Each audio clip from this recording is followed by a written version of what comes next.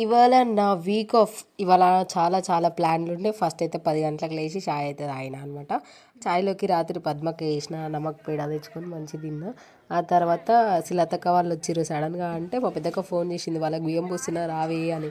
So సడన్గా వెళ్ళిపోయినా అనమాట. వెళ్ళిపోయి మంచిగా బియ్యం అంతా పోసిర్రు, వీడియో తీసిన అండ్ మంగళారతి ఏమంటే అది కూడా ఇచ్చిన. పాపం వాళ్ళు ఎట్ లాస్ట్కి కట్నం కూడా పెట్టిర్రు. అదంతా అయ్యింది కానీ వీడియో పద్మక్క ఫ్లాప్ చేసేసింది. వీడియో తీయలే గైస్. ఇంకా నేను తీసుకున్న వీడియో అయితే పెట్టేసిన. ఆన్నే పన్నీర్తో మంచి తినేసి అయితే వచ్చేసిన అనమాట. సో ఆ తర్వాత ఇంకా ఇంటికి వచ్చి మన సుప్రభాతం అయిన శాటవార్తం అయినా మీరు వినాల్సింది, నేను చెప్పాల్సింది ఇదే. సో ఇవాళ మొత్తం ఇల్లంతా చదురుదామని చెప్పి ఎక్కడ కుప్ప అక్కడ వీక్కి పెట్టి వేయనా అనమాట.